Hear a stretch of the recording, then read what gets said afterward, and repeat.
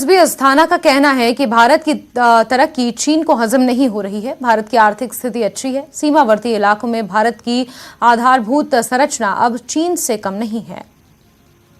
देखिए, जो भी बातचीत डिफेंस मिनिस्टर ने बताई सदन में, मैं पूरी तरीके से सहमत हूं, क्योंकि चीन अक्सर ये कोशिश करता रहता है। ये पहला स्टैंड ऑफ नहीं है और फेस ऑफ नहीं है, और ये आखिरी फेस ऑफ भी नहीं है। चीन की कोशिश रहती है कि जो उनकी परसेप्शन है लाइन ऑफ एक्चुअल कंट्रोल की, उसके वो पेट्रोलिंग करें, और हमारी कोशिश रहती है कि हमारी जो परसेप्शन है लाइन ऑफ एक्चुअल कंट्रोल की, हम उसमें पेट्रोलिंग करें।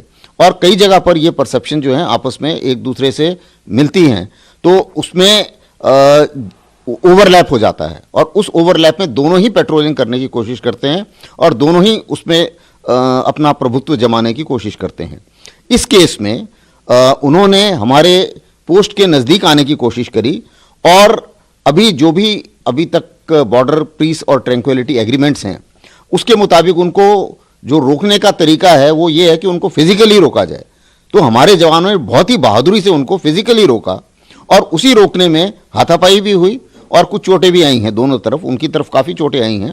तो उस चीज़ को मद्देनज़र रखते हुए तरीका यही है, संयम भी बरता, उनको रोका भी, और उन्हें बाध्य किया कि वो वापस जाएं और जाके अपनी पोस्ट पे वापस चले जाएं। और अब अगर इसको मोटे तौर पे देखें, सामरिक तौर पर इस पूरी वाकयात को देखें, तो ये सर्दियों के टाइम में पेट्रोल क्लैशेस नॉर्मली कम होते हैं, लेकिन अब इस बार ज़्यादा नज़र आ रहे हैं। कारण क्या है कि मेरे हिसाब से चीन की अंदरूनी हालत इतनी खास नहीं है। वहाँ पर अभी ज़ीरो कोविड में लोग नाराज़ हैं, और इकोनॉमिक हालत भी उनकी इतनी खास अच्छी नहीं चल रही है। तो शी जिनपिंग चाहते हैं कि भाई किसी तरीके से अगर बाहर कोई एग्रेशन दिखाया जाए तो उससे उन्हें फ़ायदा होता है, क्योंकि 20 कांग्रेस पार्टी का जो अधिवेशन हुआ था उसमें भी उनको जब थर्ड टर्म मिली थी तो उनको इस बात का फ़ायदा हुआ था, क्योंकि उन्होंने जो भी स्टोरी बनाई होगी गलवान के बारे में और ताइवान में जो उन्होंने फायरिंग वगैरह की थी, तो उससे उन्हें लगता है कि उन्हें फ़ायदा हुआ, और इसीलिए वो एग्रेशन दिखाना चाहते हैं। पहली बात। दूसरी बात यह है कि भारत अभी ऊपर उभर के आ रहा है, इकोनॉमी हमारी सबसे तेज चल रही है आगे, तो उन्हें वो भी बहुत खास पसंद नहीं आ रही है बात, क्योंकि वो अगर ऐसा करते हैं तो सर्दियों में अगर इस किस्म का पेट्रोल क्लैशेस होते हैं तो हो सकता है कि डिप्लॉयमेंट सर्दियों में बढ़ जाए, और डिप्लॉयमेंट अगर बढ़ती है तो कीमत भी बढ़ती है, और उसी कीमत से फिर भारत को उसका खर्चा भी उठाना पड़ेगा। तो ये एक और कारण है जो वो चाहते हैं। तीसरी चीज़ ये है कि पहले उनका इंफ्रास्ट्रक्चर बहुत अच्छा था, हमारा इतना अच्छा नहीं था। अब हम लोग भी इंफ्रास्ट्रक्चर अच्छा बना रहे हैं, तो क्योंकि हमारा इंफ्रास्ट्रक्चर अच्छा बन रहा है तो ये चीज़ भी उसको कोई खास पसंद नहीं आ रही है, तो उसमें भी अगर बाधा पैदा की जाए तो ज़्यादा उनको सूट करता है।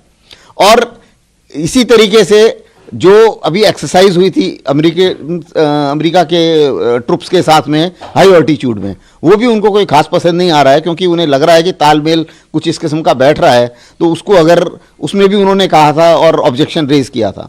तो इन सब चीज़ों को मद्देनजर रखते हुए चीन के कई कारण हैं कि किसी तरीके से LAC में जो शांति है उसको भंग किया जाए। Retired major general GD Bakshi ने कहा कि चीन बार बार तमाशा कर रहा है, अब उसे कड़ा जवाब देने का समय आ गया है। So the fact of the matter is now once again they are repeating the same tamasha. I think the time has now come to do what we did in 1967. In 1967, General Sagat Singh had ordered his troops not to get involved in boxing, wrestling, taekwondo with the Chinese, but to use their weapons to effect. You see, now the time has possibly come to put a stop to these repetitive, attempts at intrusion, repetitive attempts at provoking, repetitive attempts at trying to change the status quo.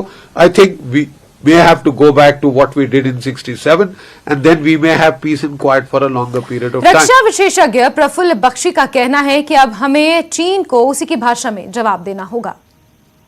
Chinese have been intruding in our territory for decades now. There is nothing very new. The last one was on Galwan, where you saw what is happening. Before that, there have been a number of times. In fact, when in 1967 it happened in Nathula, General Sagat Singh Rathore faced the same situation where there was a lot of pushing and shoving going on, in which the Chinese, one commissar was injured. Chinese killed 50 soldiers of ours and a major.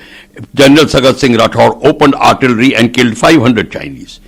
Aggression. Chinese stopped straight away. Then in Samdrang Chong, General Sundarji stopped the Chinese who had intruded by inducting one full brigade by air against the with the objection from Indian government, and we saved the valley. What I am just trying to tell you, Chinese have always been trying it. Yes, there is a lull, then they come up again. Why? Because we are never on aggression. We are always on defensive. Chinese always want to intrude, and there is a Chinese policy. And whether it is a Chinese policy to